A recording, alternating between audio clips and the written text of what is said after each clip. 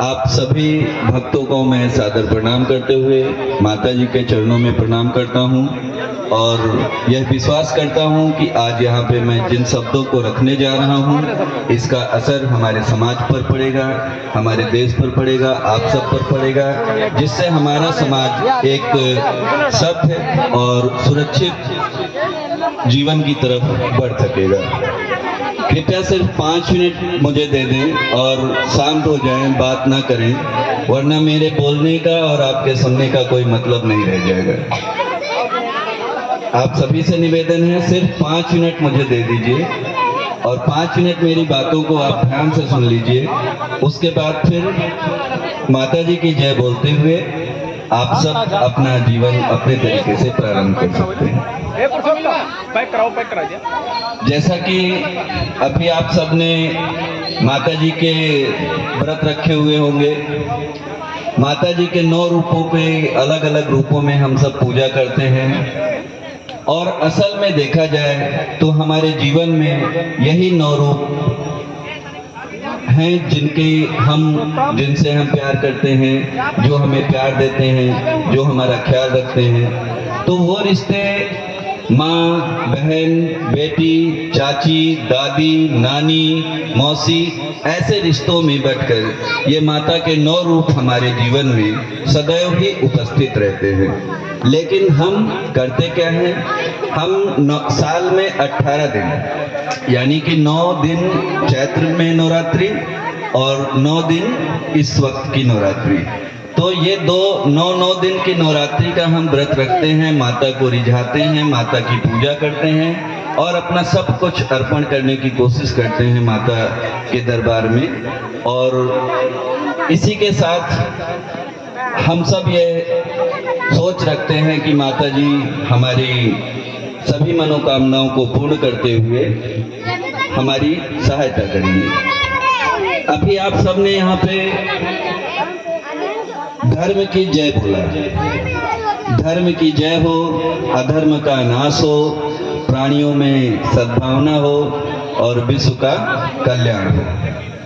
असल में हम जब धर्म की जय बोलते हैं तो हमें सोचना चाहिए, हमें समझना भी चाहिए, ये शब्द सिर्फ बोलने के लिए नहीं है बल्कि ये शब्द अपनाने के लिए भी है।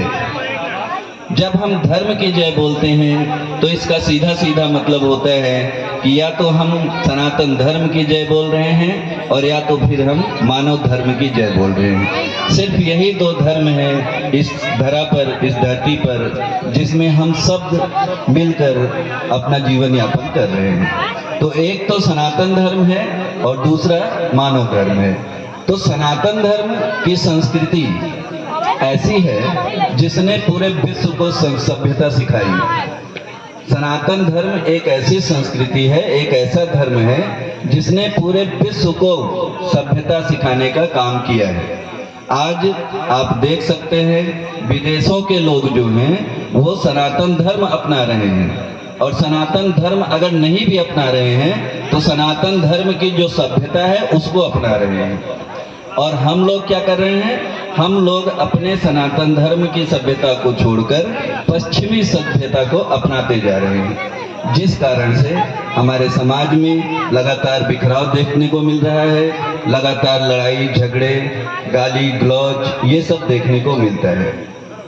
एक मानव जीवन मात्र 70 साल का होता है। 70, 80, 90, बहुत ज्यादा किसी ने पुण्य काम किए होंगे तो वो 100, 110 साल जी सकता है। अब हमें सोचना ये है कि 70 साल का जीवन हमें सिर्फ एक बार मिला है। अब इस जीवन में चाहे हम प्यार कर ले, चाहे मार कर ले या फिर लड़ाई झगड़ा गाली गलौज ये सब कर ले, कोशिश हम सब की ये होनी चाहिए कि अगर हम मानव हैं तो दूसरे मानव को भी अपना ही समझें और गुस्से में भी यदि किसी से हमारा थोड़ा बहुत बहस हो जाता है, किसी ने हमारी कोई नुकसान कर दिया, खेत में जानवर पड़ गया, किसी के कुत्ते ने आके काट लिया, किसी की गाय ने आके हमारे द्वार का चारा खा लिया या खेत में पड़ गई, तो ऐसे मामलों का जब भी सामना आप लोगों को करना पड़े, मैं आपसे विनम्र निवेदन करता हूं कि वहां पर माँ, बहन और बेटियों की गालियों का उपयोग बिल्कुल नहीं होना चाहिए। ऐसा करने से यदि आप इन विषयों पर माँ बहन बेटियों की गाली का उपयोग नहीं करते हैं तो यकीन मानिए हमारा अपने पड़ोसियों से या फिर अपने गांव के किसी भी ऐसे व्यक्ति से इतना बिगाड़ नहीं होगा कि हम पूरा जीवन उससे बात न करें।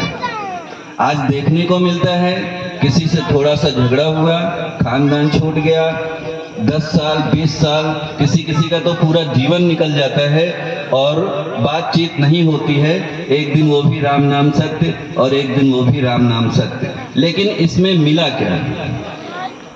हमने भी अकेला जीवन जिया, उन्होंने भी अकेले जीवन जिया, और जब भी हम दोनों का एक दूसरे के सामने थोड़ा सा मिलन हुआ तो उसने भी हमें तरेर के देखा और हमने भी उसे तरेर के देखा। कहा किसी ने कुछ नहीं, लेकिन मन में गुबार दोनों के भरा हुआ है। क्या फायदा है ऐसे गुबार का?